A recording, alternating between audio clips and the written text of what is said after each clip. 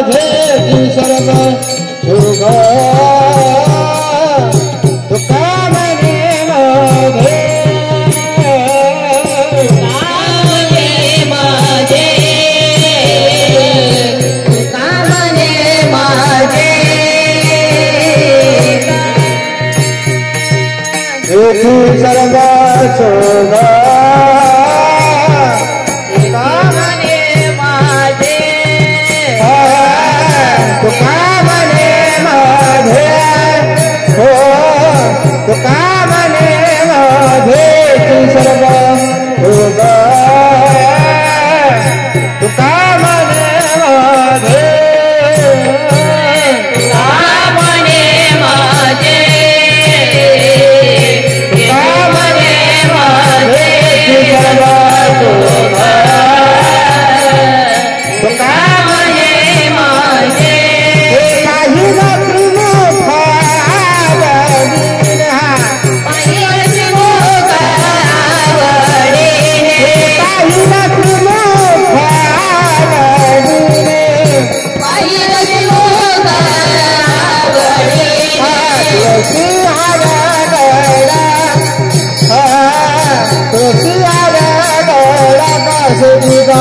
भरा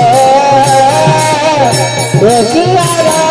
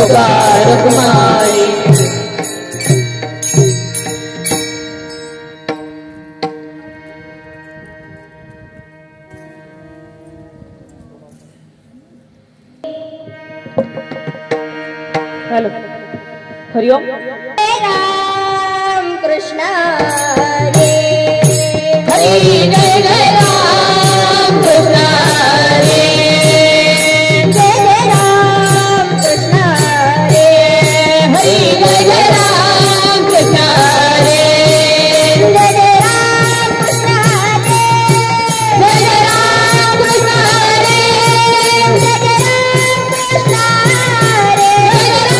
कृष्ण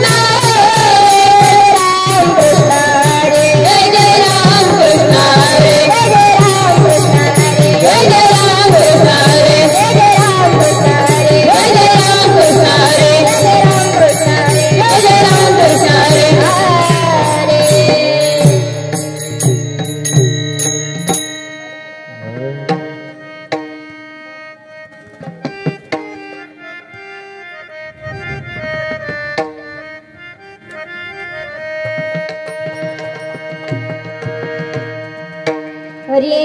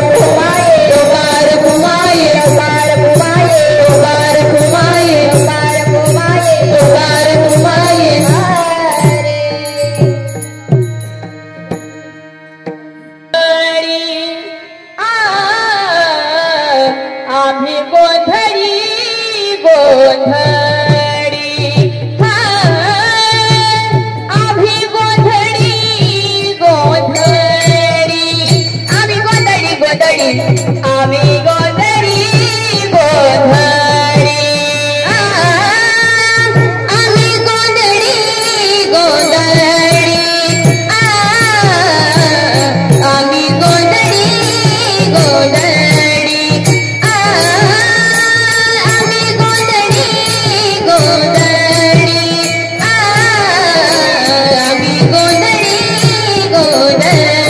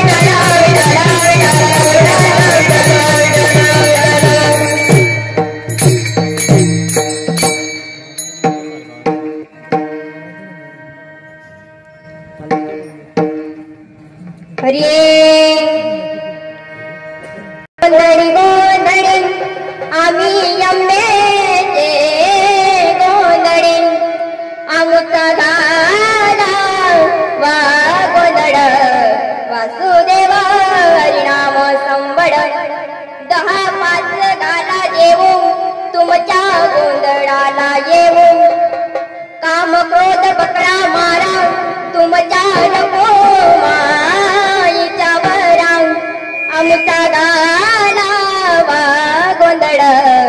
वासुदेव हरिनाम संबड जेथे विठूचे राऊड तेथे तुकायाचा गोंधळ आमुचा गाला वा गोंधळ वासुदेव हरिनाम संबड विठ्ठल विठ्ठल विठ्ठल विठ्ठल विठ्ठल विठ्ठल विठ्ठल विठ्ठल विठ्ठल विठ्ठल विठ्ठल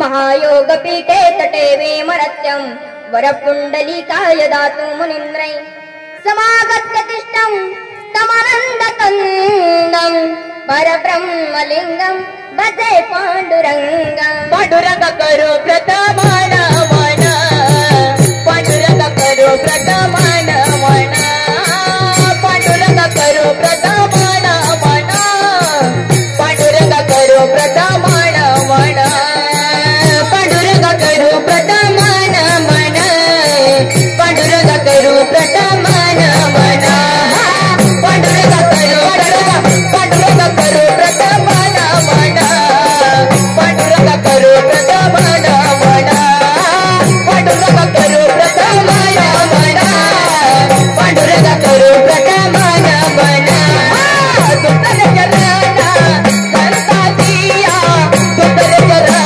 संताजिया सुंदर चरणा संताजिया सुंदर चरणा संताजिया जगत बदाने कते गावे करो जगत बदाने कते गावे करो जगत बदाने कते गावे करो जगत बदाने कते गावे करो जगत बदाने कते गावे करो जगत बदाने कते गावे करो जगत बदाने कते गावे करो जगत बदाने कते गावे करो पांडुरंगा करो प्रथम नमन दुसरे चरण संताचिया त्यांच्या कृपादाने कथेचा विस्तार बाबाजी सद्गुरु दास तुका ओम नमो जी आज्ञा वेद प्रतिप्राज्ञा जय जय स्वस्म वेद आत्मरूपा देवा तुझी गणेश सकला सुमती प्रकाश मने नुरती दास अवतारी दो दे चले आओ जी पवन कुमार हमारे हरि के रतन में चले आओ जी पवन कुमार हमारे हरि के रतन में चले आओ जी पवन कुमार हमारे हरि के रतन में चले आओ जी पवन कुमार हमारे हरि के रतन में राम जी को लाना लखन जी को लाना राम जी को लाना लखन जी को लाना राम जी को लाना लखन जी को लाना राम जी को लाना लखन जी को लाना आना जी बाबा परिवार हमारे हरे के रतन में चले आओ जी पवन कुमार हमारे हरे के रतन में चले आओ जी पवन कुमार हमारे हरि की रतन में चले आओ जी पवन कुमार हमारे हरि की रतन में चले आओ जी पवन कुमार हमारे हरि कीर्तन में अलंकापुरी पुण्य भूमि पवित्र जिते नाद तो ज्ञान राजा सुपात्र तया आठविता महापुण्य रासे नमस्कार माझा श्री सद्गुरु ज्ञानेश्वरासी जयांची केली स्मरण होय सकळ विद्येचे अधिकरण तेचे बंधू श्री चरण तेथे नमस्कार आता श्री संताचे माता चरणावारे श्री संताचे माता चरणावारे संताची माता चरणावारी संताची माता चरणावारी सत्संग एकारे दंडवाद सत्संग घरी दंडवाद सत्संग एकारे दंडवाद सत्संग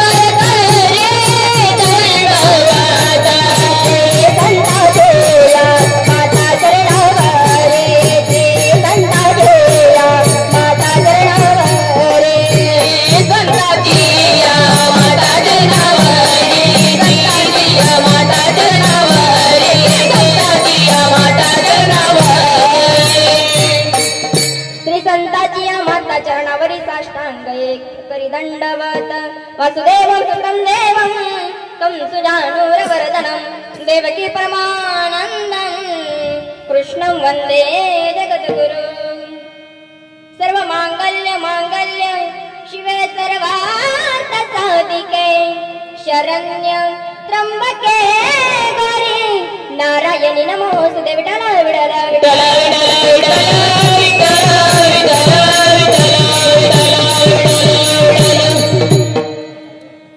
आम्ही गोंधळी गोंधळी आम्ही अंबेचे गोंधळी आमचा गालावा गोंधळ वासुदेव हरिनाम संबळ प्रस्तुत प्राप्त प्रसंग कीर्तन रूपी सेवेकरता निवडलेला अभंग वैराग्याच्या महान वारकऱ्यांच्याकडे असणारे व स्वराज्याचे रक्षक श्री छत्रपती शिवाजी महाराज यांचे गुरुवर्य यांचा उत्कृष्ट असा 5 चरणांचा अभंग मी तुम्हा माहिती त्यांच्या सेवेकरता निवडलेला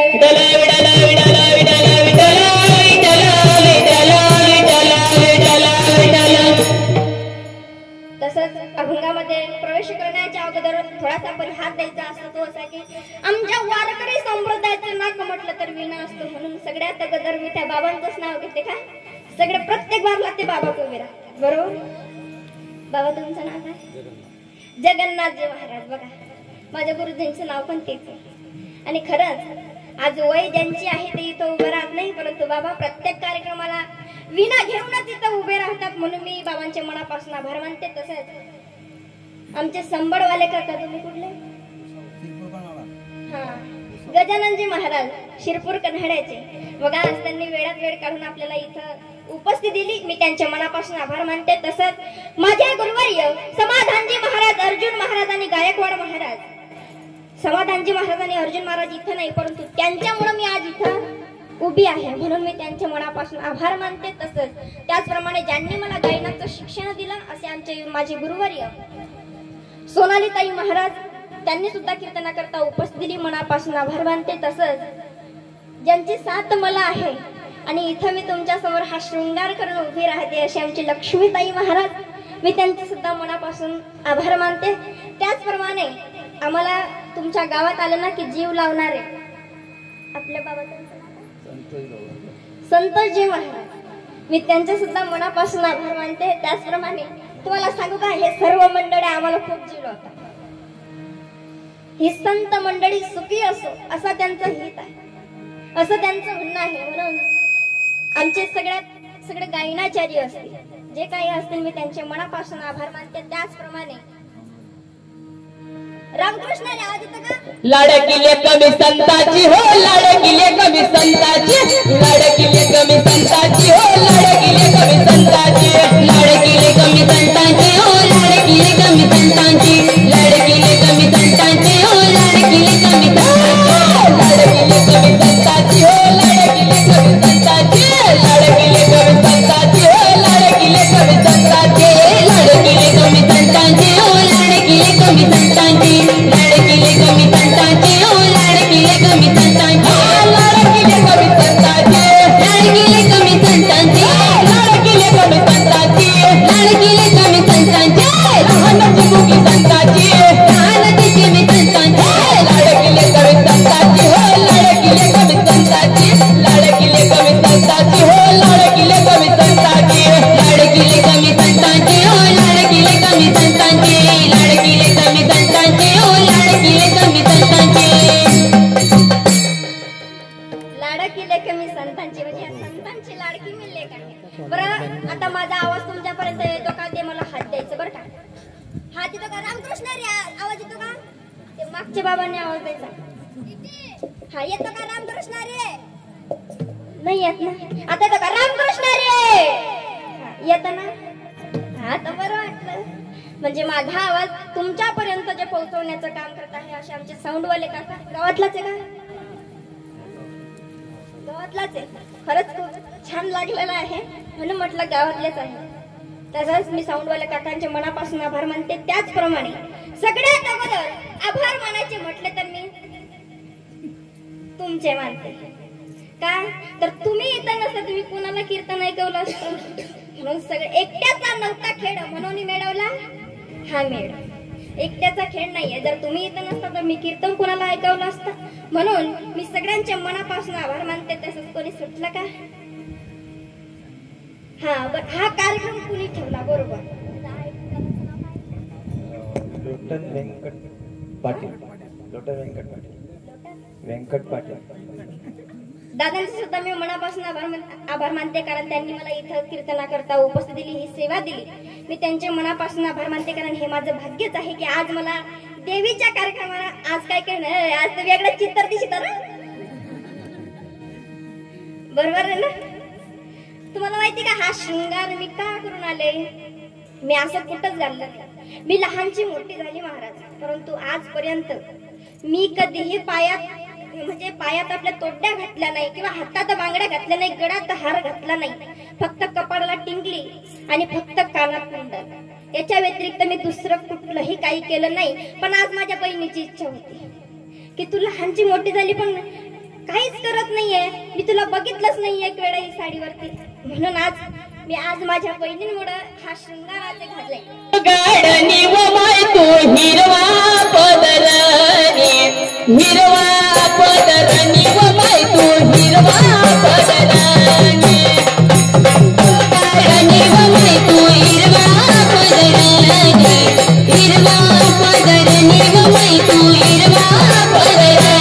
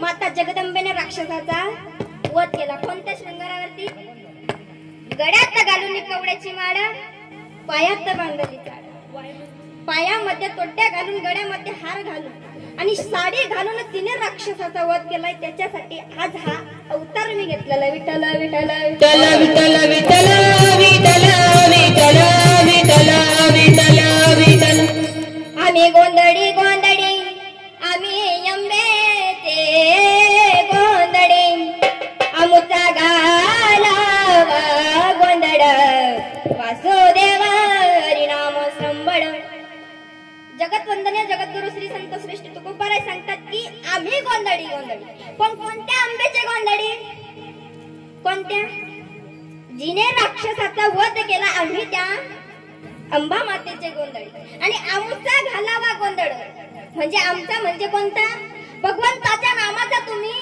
गोंधळ घाला कारण गोंधळ तर वेगळेच असतात फार वेगळे असतात परंतु आमचा घालावा गोंधळ वासुदेव हरिनाम संबळ म्हणजे तुम्ही तिथं संबळ आणून किंवा मृदुंग आणून असं सगळे साहित्य आणून तिथं तुम्ही भगवंताच्या नामाचं भजन किंवा नामस्मरण तिथं तुम्ही करा अशा तुम्ही याचा गोंधळ करा आमचा घालावा गोंधळ वासुदेव हरिनाम संबळ आणि तुम्ही जर लोकांना 10-5 लोकांना जर जेव घातलं ना महाराज तर आम्ही तिथं स्वतःहून तिथं येऊ आणि असेही ते येतात ज्या ठिकाणी तुम्ही 10-5 लोकांना जेव घालता त्या ठिकाणी आम्ही भगवंताच्या नामाचा गोंधळ घालण्यासाठी स्वतः येऊ 10-5 घाला जेव तुमच्या गोंधळाला येऊ परंतु तुम्ही जेव घाला परंतु असा कोणता जीव जेवू नका घालू की जेणेकरून भगवंताचं मन नाराज तुम्ही मारायचंच आहे ना तुम्ही ज्या अंतःकरणातलं जो काम आहे ज्या कामामुळे तुम्हाला लोभ सुटतो त्या कामाला तुम्ही मारा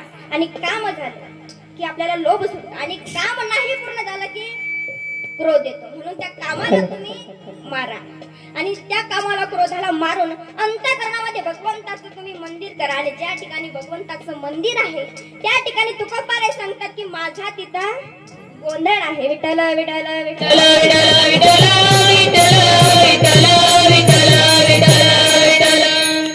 आम्ही गोंधळी गोंधळी आम्ही अंबेचे गोंधळे आमुचा गालावा गोंधळ वासुदेव हरिनाम संबळ.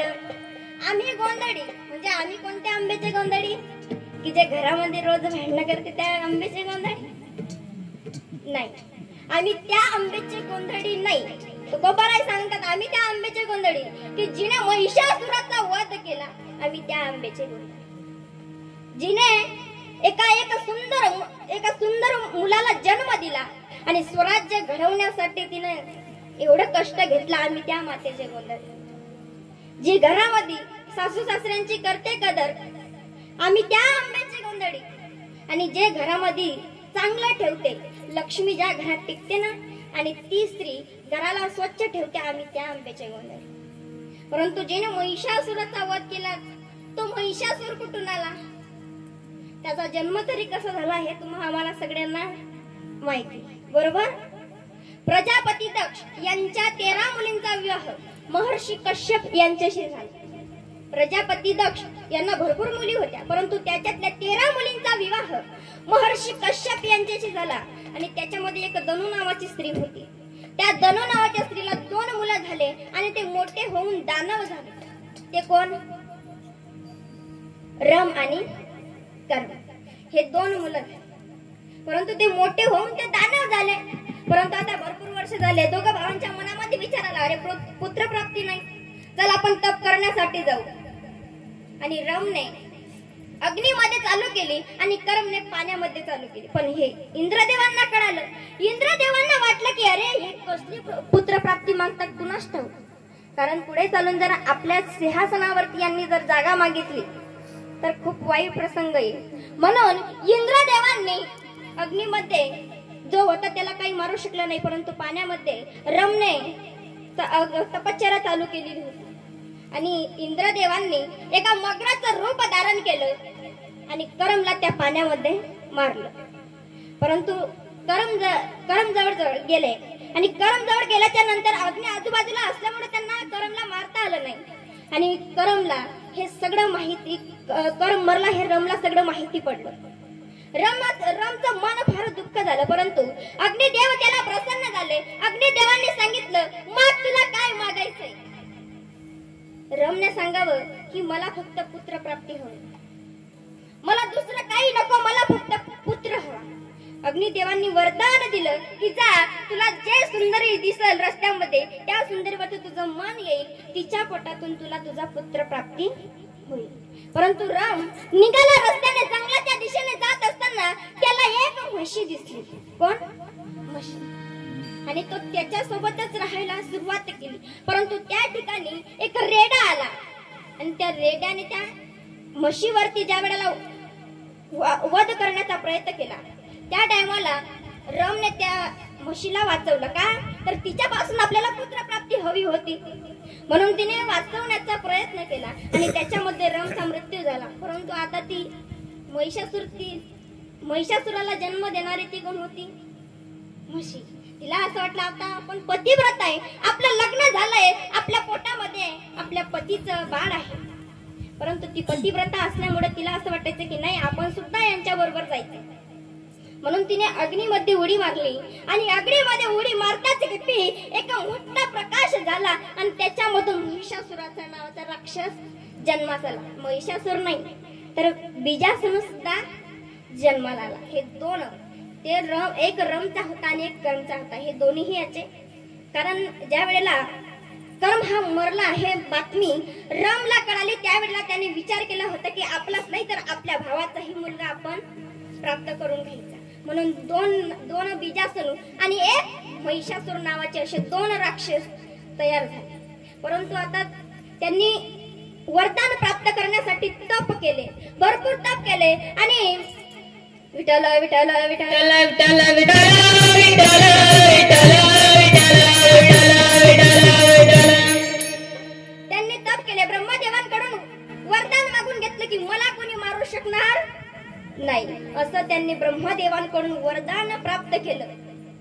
आणि त्या वरदानामध्ये त्यांनी भरपूर काही मागितलं, परंतु एक स्त्री मारेल असं काही मागितलं नाही. परंतु आता महिषासुर नावाचा राक्षस हा सगळीकडे हाहाकार मचलेला होता आणि त्यांना असं वाटायचं इंद्रदेव सुद्धा तिथून पडून गेलेले होते त्यांच्या सिंहासनावरतून आणि गेले इंद्रदेव गेले ब्रह्मदेवांकडे, ब्रह्मदेव गेले शिवशंकरांकडे आणि शिवशंकर गेले विष्णूंकडे. अशी तिन्ही देव एकखट्टी जमा झाली, एकत्रित आले आणि त्यांना विचार केला. ब्रह्मदेवांना सांगितलं, ब्रह्मदेव तुम्ही असलं कसलं वरदान दिलं की जेणेकरून आपण त्याला कोणीही मारू शकत नाही. त्यावेळेला भगवान शिवशंकरांना युक्ती सुचलेली होती. कसली?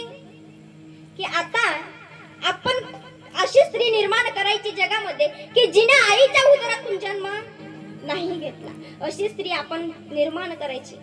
म्हणून ब्रह्मदेवांनी, भगवान शिवशंकरांनी आणि विष्णुदेवांनी सगळ्यांनी आपली एकत्रित शक्ती जमा केली. एक महाप्रकाश पुंज तयार झाला आणि त्यातून एक स्त्री निर्माण झाली आणि ती महिषासुराचा वध करण्यासाठी ती तयार होती. म्हणून प्रत्येकाने, इंद्रदेवांनी, ब्रह्मदेवांनी, भगवान शिवशंकरांनी आपापले शस्त्र तिला दिले आणि तिला दिल्याच्या नंतर सांगितलं की आता तू या राक्षसाचा वध कर.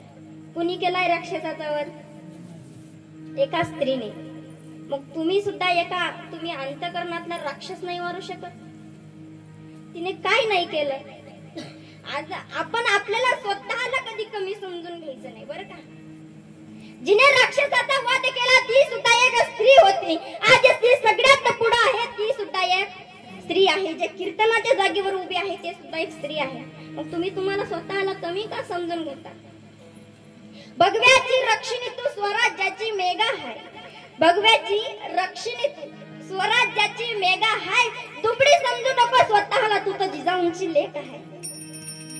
तुम्ही तर आपण जिजाऊ मातेंच्या लेकी आहे. आपण आपल्याला स्वतःला कधी कमी समजून घेऊ नका.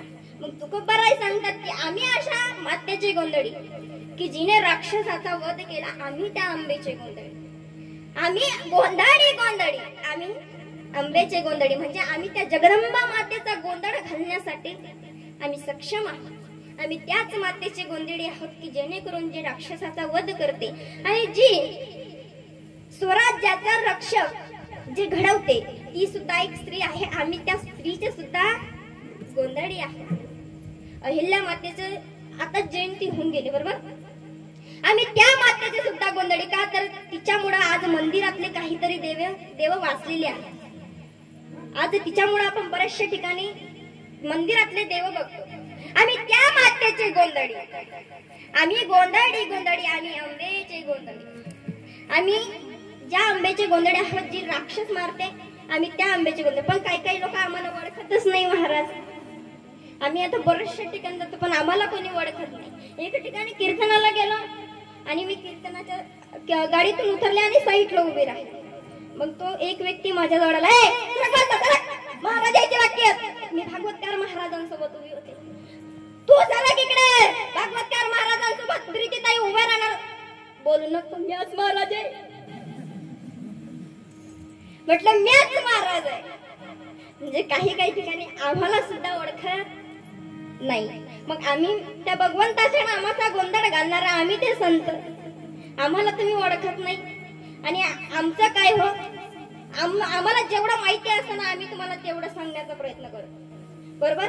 आपण अशी खावी ती इतर अशी सांगावी, शहाणे करून सोडावे सगळं जग. जे आम्हाला माहिती आम्ही तुम्हाला ते सांगण्याचा प्रयत्न करतो. आम्ही त्या जगदंबा मातेचे गोंधळी आहोत. अभंगाचं प्रथम चरण.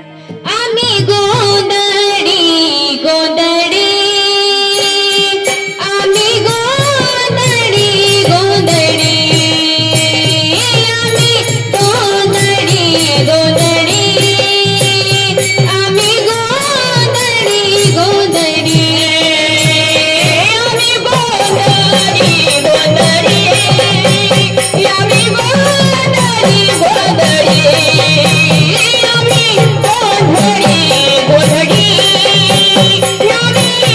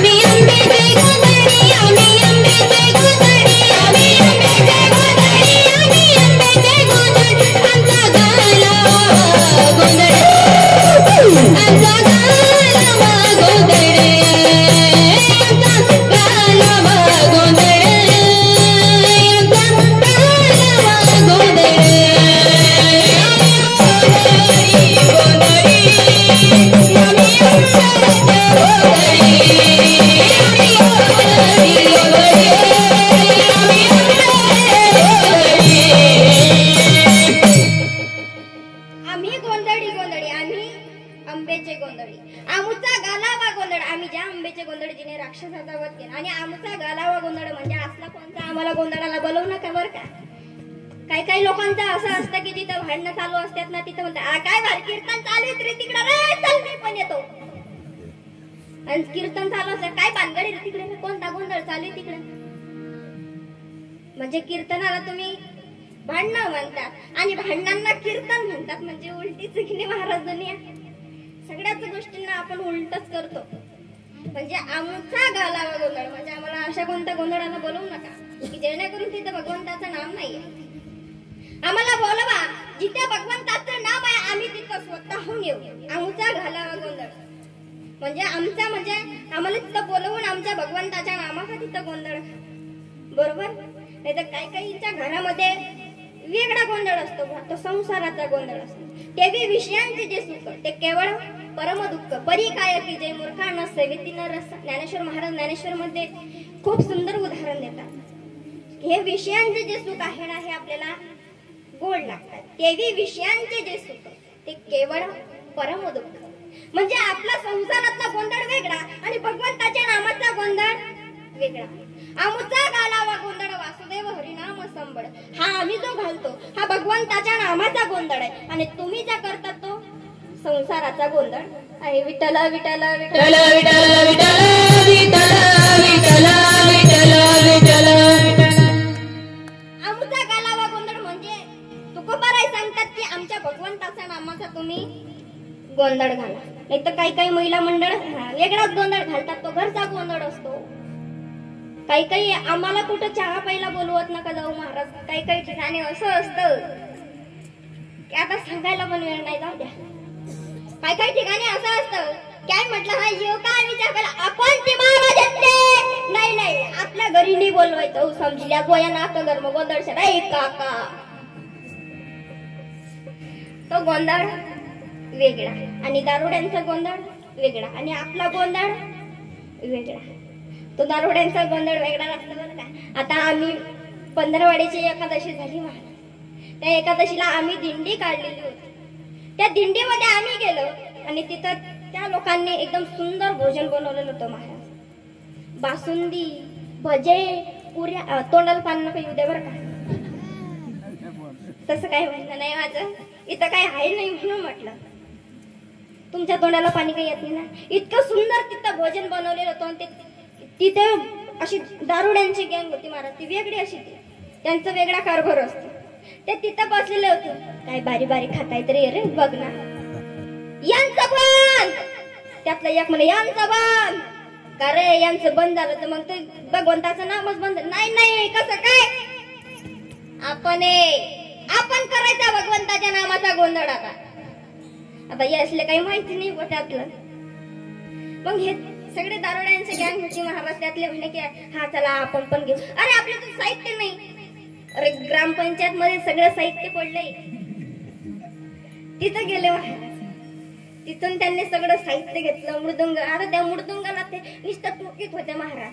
येत काही नाही नुसतं टोकीत होते. आणि त्यातला दुसरा म्हणे रे हे पेटी कशी अशी ते माल काय वाजवता येत. अरे काय होत रद अशी होईल तशी घ्या ना. मग आम्ही पण होतो त्याच्यामध्ये. आता आम्हाला असं वाटलं दिंडी आहे चला बा दिंडी म्हणून दिंडी.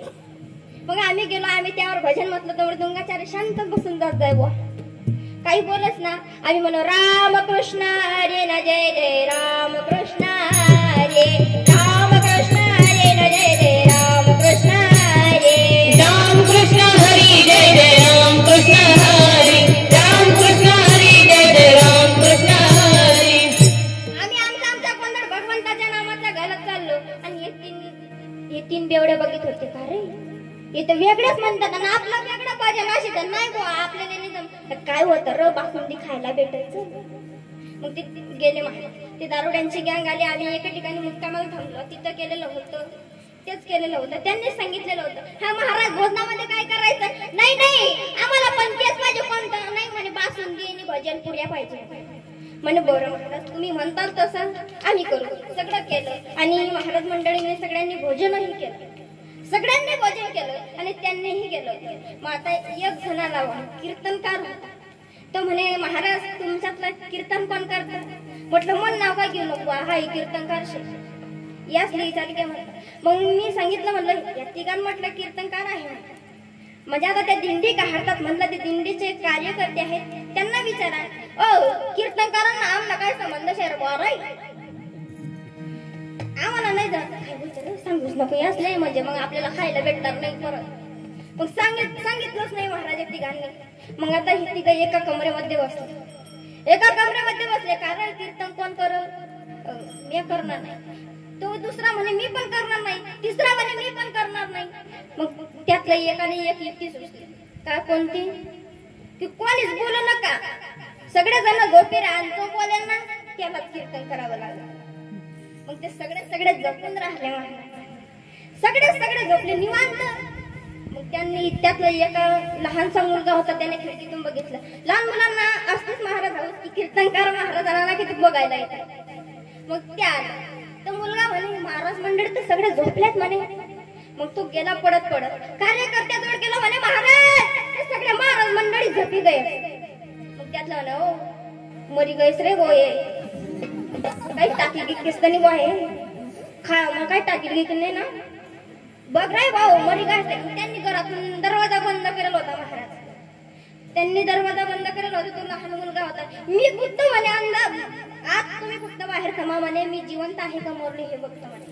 मग त्याला तो कुदला जसा मधल्याच्या अंगामध्ये कुदला आणि तो म्हणे वा म्हणे बापरे. ते म्हणे आता तूच कीर्तन कर म्हणे. मानली जमत नाही कीर्तन जमत माने नाही भाऊ. तू बोलला ना म्हणे बापरे तूच कीर्तन कर भाऊ. मग त्याने कीर्तनाचा फेटा काही बांधता येत नाही. मग त्याने निष्ठा असा गुंडवून कीर्तनाच्या जागेवर आला. तो मागे बघायचा. तो मागता कसा म्हणे हो कर नाही रे हो माझ जमत नाही. तो मागता कसा भजे कसे खाल्ले हो म्हणजे खाऊन घेतलं म्हणे ना आता कीर्तन करायला नाही म्हणे. तू बोलला कसं? मग तो परत म्हणे. मग आम्हाला सुचलं ते महाराज की असले काही कीर्तन जमत नाही. मग आम्ही आमचं भजन करायला सुरुवात केलं. रामकृष्ण हरे न भजे खाल्ले ना करे भजे खाल्ले करे ना आता कीर्तन कैसे करे. रामकृष्ण हरी भजे खाल्ले तर करी भजे खाल्ले तर करी ना आता भजना कैसे करिये.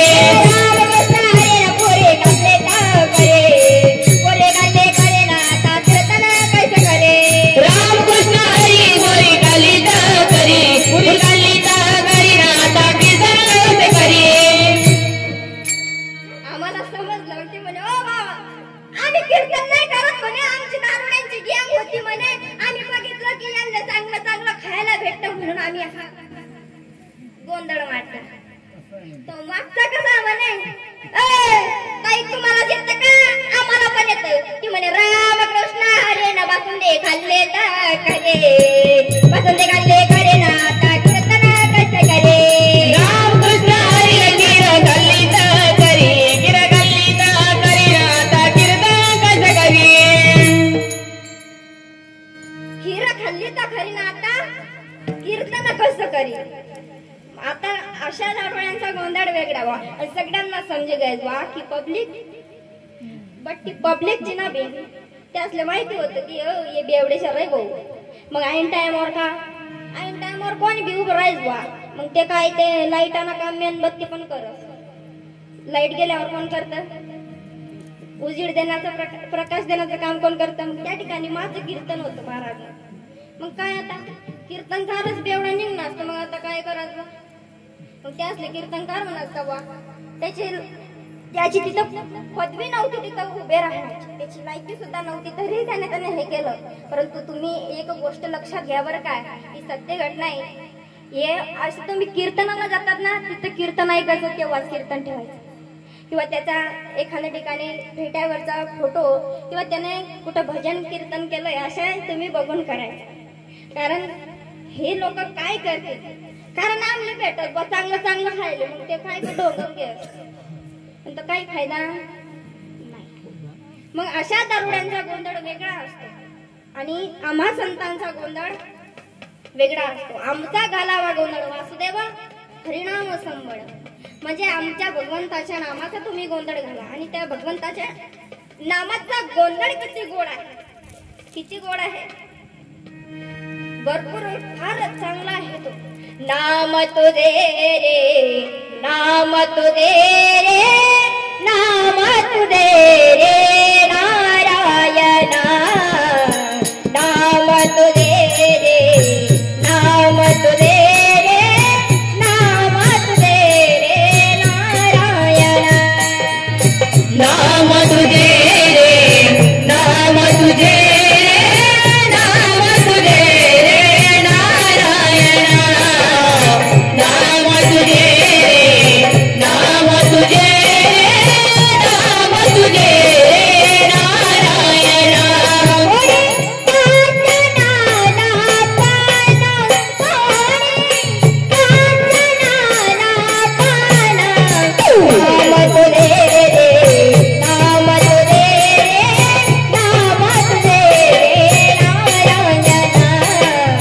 नाम तुझे रे, नाम तुझे रे, नाम तुझे रे नारायणा.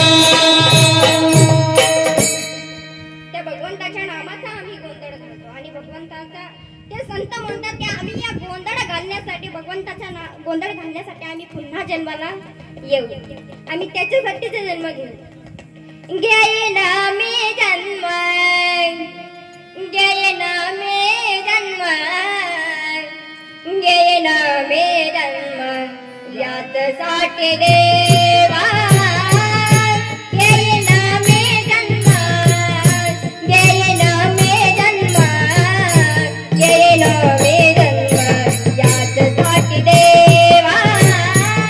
घेईना मी जन्म, घेईना मी जन्म, घेईना मी जन्म यासाठी देवा.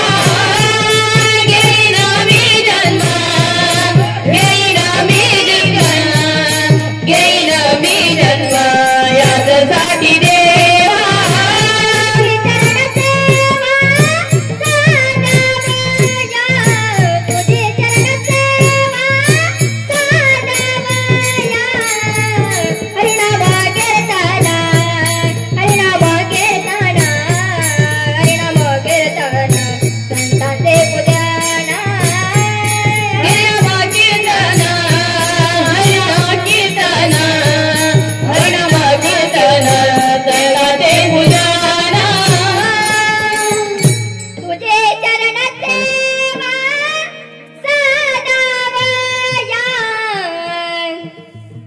आम्ही तुझ्या नामाचा गोंधळ घालण्यासाठी आम्हाला तू पुन्हा जन्माला आला भगवंता. आम्ही त्या भगवंताच्या नामाचा गोंधळ घालण्यासाठी तयार आहोत आणि आम्हाला दुसरं काम नाही. आमायेचे काम वाचे गावो ते नाम, आयुष्य मोलाचे यगडे दरो पायांचे आवडे. तुकोबाराय सांगतात की आम्हाला दुसरं काम नाही, आम्हाला फक्त तुझ्या नामाचा गोंधळ, दुसरा कोणताच नाही. वासुदेव हरिनाम संवड, फक्त हरिनाम, दुसरं काहीच नाही. जीवनामध्ये एकच काम, हे फक्त नाम, दुसरं कोणतंच नाही. संतांना तेच काम होतं की आम्हा ह्याची काम वाचे गाव तुझे नाम. आमचा तोच गोंधळ आहे भगवंता, दुसरा कोणता गोंधळ नाही. आम्हा एकच काम होतं की आम्ही तुमच्या नामाचा गोंधळ घालतो. परंतु आपल्या घरचा गोंधळ वेगळा असतो आणि हा गोंधळ वेगळा, संसाराचा गोंधळ वेगळा. कारण संसारात फार दुःख असतो, त्याचा गोंधळ वेगळा. कारण संसार आहे, त्याच्यामध्ये भांडण होणार. काही काही स्त्रियांचं असं म्हणणं आहे की स्त्री हे कितीही कष्टामध्ये संसार करू शकते, परंतु भांडण केल्याशिवाय करूच शकत नाही. कारण तुम्ही सगळं काही करू शकता, सगळं काही सहन करू शकता. कारण ब्रह्मदेवांनी आपल्याला ते वरदानच दिलंय की आपण सगळं काही सहन करू शकतो. भगवान विष्णूंनी विचारलं ब्रह्मदेवांना की तुम्ही स्त्रीला इतका टाइम का लागतंय घडवण्यासाठी. त्यावेळेला ब्रह्मदेवांनी सांगितलं की स्त्रीला इतकं मजबूत बनवायचं की जेणेकरून तिला संकट आलं ना ती पार करता आली पाहिजे. म्हणून आम्ही सगळं काही सहन करतो. आणि पहिला मुद्दा, आमच्या मनात काही राहत नाही. हा धर्मराजाने त्याच्या आईला दिलेला श्राप. आमच्या मनात काही राहत नाही. हा धर्मराजाने त्याच्या आईला दिलेला श्राप आहे. का? कारण युद्धामध्ये कर्णाचा मृत्यू झाला आणि हे कुंती मातेला कळालं. कर्णाचा मृत्यू झाला, कर्ण हा पराभव झाला, कर्णाचा मृत्यू झाला, कुंती मातेला कळालं. कुंती माता पळत पळत आली आणि कर्णाचं शिर आपल्या मांडीवरती घेतलं आणि ढाई मोकल्या रडू लागली. त्यावेळेला धर्मराजाने विचारलं, आई हा आमचा दुश्मन आणि तू दुश्मनाला घेऊन रडतीस, याचं कारण तरी काय? त्यावेळेला कुंती माता सांगते, कुंती सांगते देवाला, कर्ण पांडव तोरे पहिला, कर्ण पांडव तोरे पहिला, कर्ण पांडव तोरे पहिला. कुंती माता काय सांगते की हा तुमचा दुश्मन नाहीये, हा तुमचा सगळ्यात मोठा भाऊ आहे. त्यावेळेला धर्मराजाने त्याच्या आईला श्राप दिला की आई तुझ्या मनात काहीच राहणार नाही. तेव्हापासून आम्हा महिलांच्या पोटामध्ये कोणतीही गोष्ट राहत नाही आणि तुम्ही पण कोणती गोष्ट लपवत जाऊ नका. आणि जर तुम्ही लपवली तर मग समजून घ्या आम्ही जगदंबा मातेला अवतार घेऊन उतरीतो. खरंच सांगू का, त्यांच्या पोटात काहीच लागत. त्या म्हणतात फक्त एकामेकाला सांगते बघ, तुला सांगते बरं पण दुसऱ्याला सांगू नको. ती दुसरीकडे जाते बघ, तुला सांगते बरं का, दुसऱ्याला सांगू नको. त्या मग तिसरीकडे जाते, तुला सांगते पण दुसऱ्याला सांगू नको. म्हणजे जेवढा मोबाईल वरती पटकन रेंज लागत नाही बा. तुम्हाला फक्त कुठे न्यूज पाठवायची ना, काही बातमी पाठवायची असेल ना, फक्त एका महिलेला सांगा, ती अख्खी गाव बातमी फैलवली एकाच बातमी. मग काही काहीच नाही, काय बारी घेतलं माहिती, 2 तोळ सोनं घेतलं, तेव्हा ते 3 माय, मग ती तिसरीच जाऊन सांगते माय 4 तोळ सोनं घेतलं मा, मग ती 4थीच जाऊन सांगते. म्हणजे असं करता करता ते वाढवत चालतं. म्हणजे पोटात काही राहत नाही. पण तुम्ही सुद्धा काही गोष्ट लपवत जाऊ नका, कारण तुम्ही लपवणार तर मग समजेल आज हा अवतार मी आज घेऊन असणार ते काल घे, त्या उद्या तुमच्यावरती खरोखर या जगदंबा मातेचा अवतार घेऊन तुमच्या अंतःकरणातला राक्षस मारते. कारण आम्हा महिलांना हे सगळं वरदान आहे की तुमच्या पोटात काहीही गोष्ट राहत नाही, त्यांच्यामुळे तुम्हाला कोणतंही दुःख पोहोचत नाही. परंतु तुम्ही तुमच्या मनात गोष्ट ठेवतात, तुमच्या पत्नीला सांगत नाही, त्याच्यामुळे त्यांना खूप क्रोध येते. म्हणून तुमच्या पोटात कोणतीही गोष्ट राहत नाही, तसं पुरुष मंडळी तुमच्याही पोटात एकही गोष्ट राहू देऊ नका. विठ्ठल विठ्ठल विठ्ठल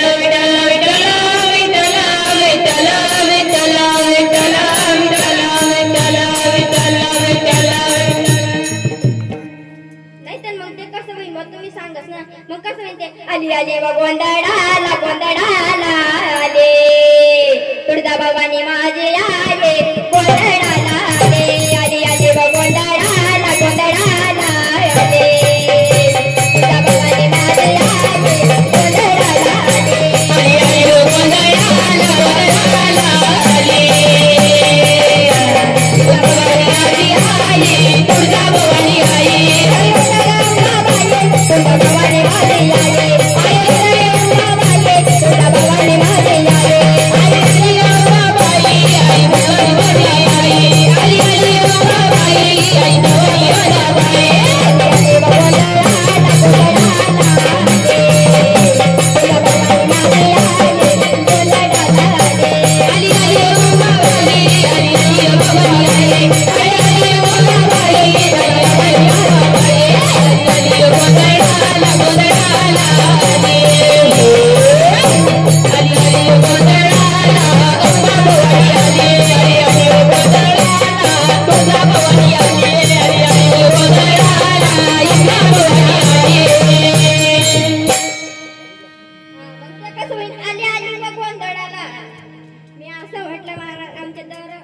शनिवारी ना म्हणजे केव्हा केव्हा तिथं मारुतीरायाच्या मंदिरात शिरसाळ्याला भजन असतात आणि त्या ठिकाणी आम्ही हेच भजन घेतो.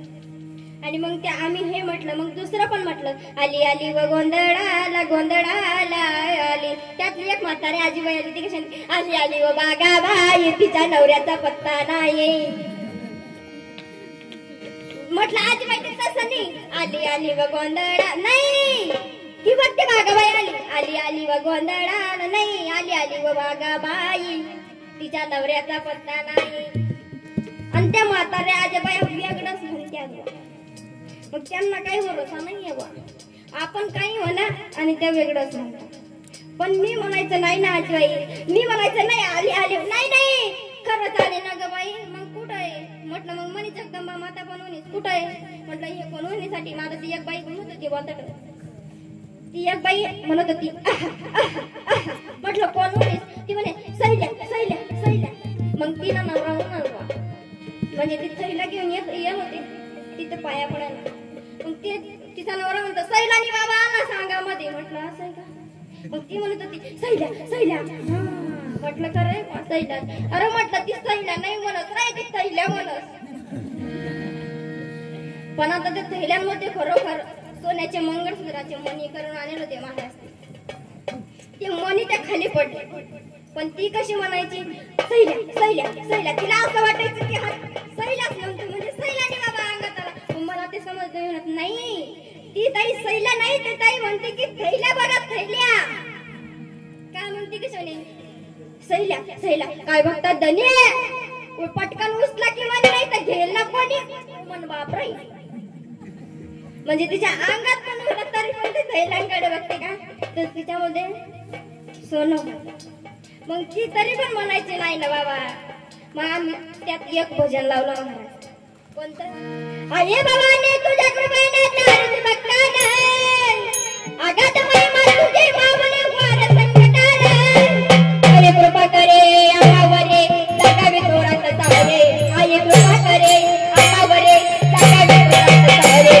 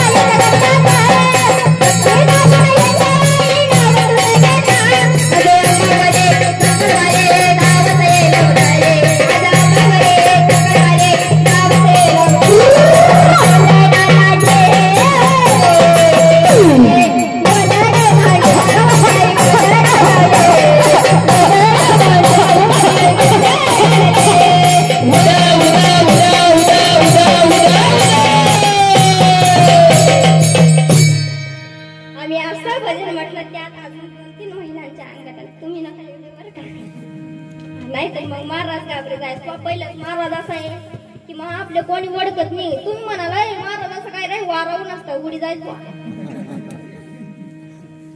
हाकानाच ना महाराज. आपण तसंच वारा आला की गेला. पहिले बरं झालं देव थोडीशी पण हवानी सोडते. तो नुसता गरजू राहिलाय असू द्या. तेव्हा म्हणत असं लय वर काही घ्या लवकर मी येतोय लवकर.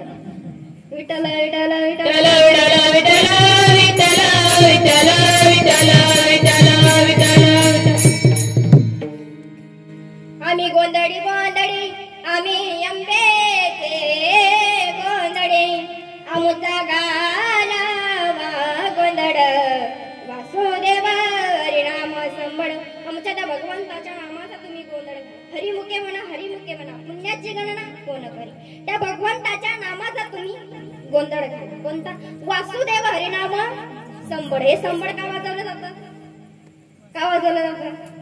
आज इथं संबळ का मागवलं कारण हा देवीच्या कार्यक्रमानिमित्त इथं आपण हा संबळ मागवला. परंतु या संबळाला दुसरं कारण आहे का. कारण महिषासुराचा वध केला परंतु राग हा थांबत नव्हता, राग हा थांबत नव्हता. म्हणून भगवान शिवशंकरांनी एका संबळाची निर्मिती केली आणि त्या संबळाला तिथं वाजवून त्या जगदंबा मातेचा राग शांत केला. म्हणून आज कुठेही देवीचा कार्यक्रम असतो, त्या देवीच्या कार्यक्रमावरती आपण संबळ वाजवला जातो. कारण का तर तिला अधून मधून जर कुठं राग आलेला असेल तर तो राग सुद्धा तिचा या संबळाने शांत होतो. त्यासाठी आज आपण इथं या संबळाचा गोंधळ मांडलो. हा संबळाला आपण वाजवून इथं त्या जगदंबा मातेचा गोंधळ सुरुवात करतो. वासुदेव हरिनाम संबळ आमचा घाला वा गोंधळ. कोणता घाला? अभंगाचा दुसरा चरण. आम्ही गोंधळी गोंधळी गोंधळी आमचा घालावा गोंधळ गोंधळ आमचा घालावा गोंधळ गोंधळ आमचा घालावा गोंधळ गोंधळ आमचा घालावा गोंधळ गोंधळ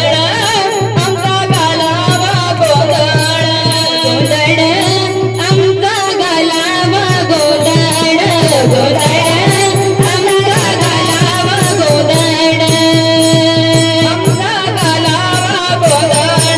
गोंधळ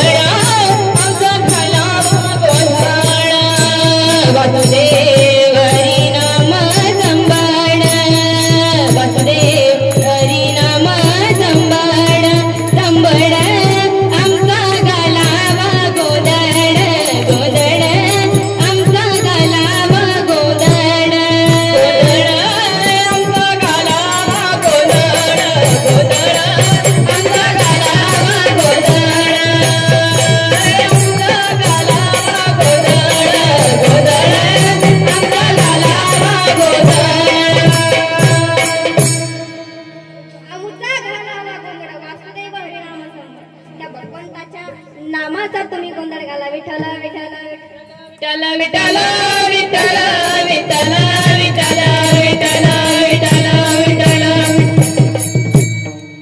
आमचा घालावा गोंधळ वासुदेव हरिनाम संबळ. ज्या ठिकाणी तुम्ही जर गोंधळ घातला, लोकांना जेवू घातलं, तर तो गोंधळ त्या भगवंताच्या नामाचा गोंधळ घालण्यासाठी आम्ही स्वतः तिथं येऊ. जर तुम्ही 10-5 लोकांना जेवू घातलं तर आज काही लोक असे म्हणतात, काय घालायचं तर जेवू कुणास ठाऊक, कोण भगवंत कोणतं पुण्य देतो.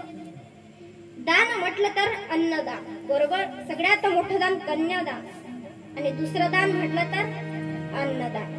सगळ्यात मोठं दान ज्याला मानलं जातं ते आहे कन्यादान आणि दुसरं आपण म्हणतो त्याला अन्नदान. म्हणजे आपण अन्नदान करायला पाहिजे. आता इथं उद्या पण पंगत आहे असं सांगतात, आम्हाला पण बोलव जातो. आम्ही सांगितलं जेवायला, अरे मागच्या म्हणतात नाही नाही भाऊ त्याच लोक बोलवतो. तुम्ही तसं काही म्हणणार नाही, कारण ते आमच्याच विचारले ना म्हणजे आम्हाला पण बोलवलं का संत मंडळींना. 10-5 गाला जे तुमच्या गोंधळाला येऊ. आज पण इथं यांनी अन्नदान केलं, कारण का 10-5 घाला जे, कारण आपण लोकांना जेवू घालतो ते अंतःकरणापासून जेवण दिलं पाहिजे लोकांना. कारण आजकालचं कसं झालंय, आजकालची उलटी सिस्टीम आहे. जोपर्यंत आई वडील जिवंत आहे ना तोपर्यंत एक घास सुद्धा आपण त्यांना देत नाही. आता कसं झालंय कि मिट्टी का सांप बनाकर पूजा करते हैं लोग, मिट्टी का सांप बनाकर पूजा करते हैं लोग, और जिंदा सांप निकला तो ले पकड़ गांडी उसे मार के देख. म्हणजे आपण जिवंत असला तर त्याला आपण मारतो आणि जर तो मातीचा असतो तर त्याला आपण त्याची पूजा करतो. आणि जिवंत असला की आपण त्याला काही ना काही आपण त्याला मारून टाकतो. तसं त्याचप्रमाणे बापालाही जोपर्यंत तो जिवंत आहे तोपर्यंत त्याला एक घास सुद्धा आपण खाऊ घातला नाही. आणि मेल्यावरती कावड्यानं जर त्याला त्या आपण पितृला जर त्याने शिवलं तर आपण असं म्हणतो की आमच्या वडील आमच्यावरती नाराज नाही. अरे कसा नाराज नाही होणार, तो जिवंत आहे तोपर्यंत तर आपण त्याला जीव कधी लावला नाही, आपण त्याला कधी जेवू घातलं नाही, तो कसा नाराज होणार. त्याला सुद्धा असं वाटत असेल कभी प्यासे को पानी पिलाना नहीं, बाद अमृत पिलाने से क्या फायदा. कभी प्यासे को पानी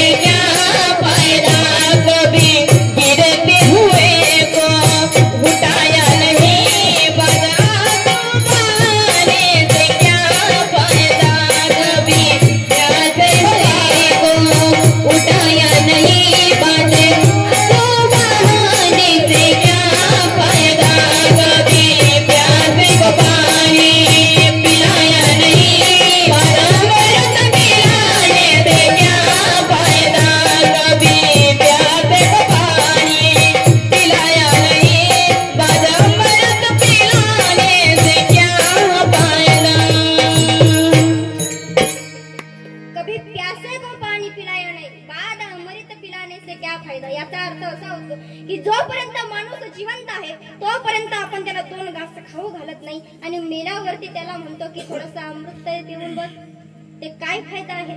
तो तर जिवंत नाही आहे ना.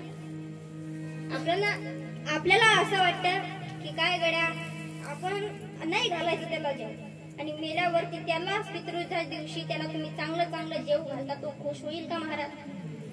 होईल? त्याला असं वाटत असेल की अरे जिवंत आहे तोपर्यंत याने आपल्याला एक घास सुद्धा खाऊ घातला नाही, आणि मेल्यावरती जे काय आहे ते आपल्याला खायला देतो, त्याचा काय फायदा?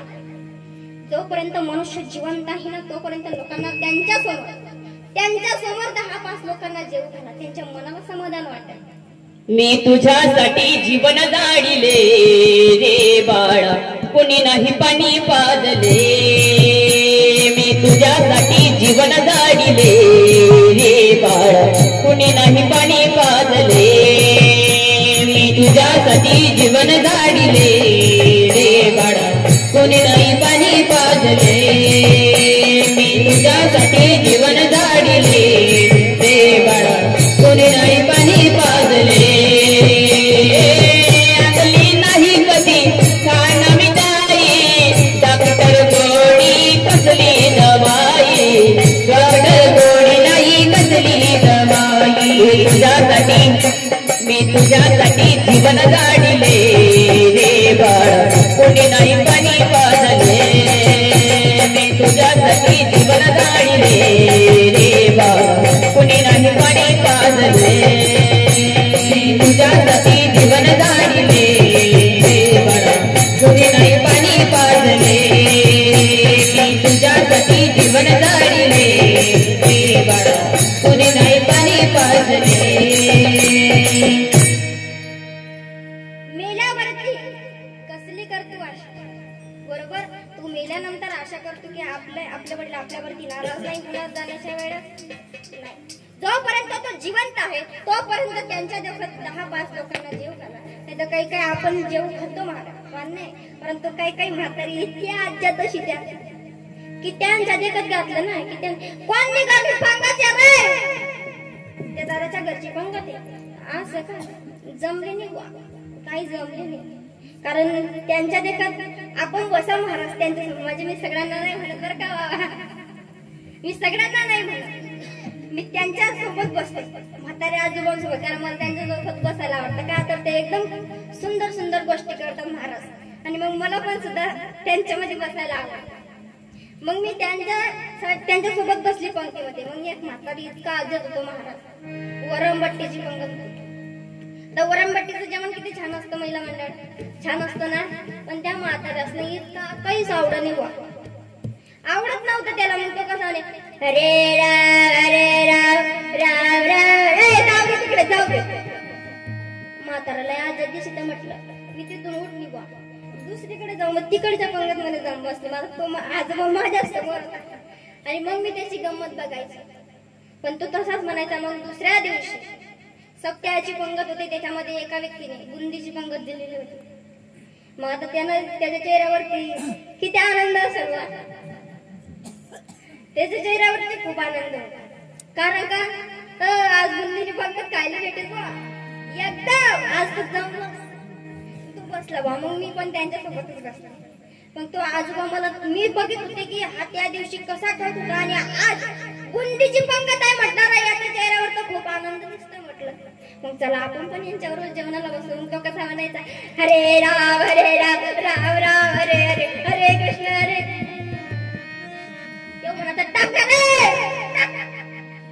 एकदम खुश होतो बाबा, हरे राम अरे गप माराय ती मरी राहिनच बघू केले. म्हणजे कोणी पण किती टाकायलाच लावायचा का, तर तो म्हणायचा नाही रे घरी पण न्यायला कामात येईल. म्हणजे मग उद्या जर नाही भेटले तर काय करशील बघ खायला बरं, म्हणून तो पण अजून पण टाकायलाच लावायचा. म्हणजे इतके काही म्हणतात राज्यात त्यानं वरमबट्टीने पंगत जमली काय, त्यानं अशाच माना मोड पंगत दिली असेल, काही खरं नाही त्यानं माना मोड पंगत दिल्या. तू ऊस मोडून पंगत दे, तुला काय जात बरोबर आहे की नाही. पण नाही, पण काय म्हणतात रे फार राज्यात असे की त्यांना कोणाचं चांगलं सहन होत नाही. तसं तुम्हाला होतं का महिला मंडळ?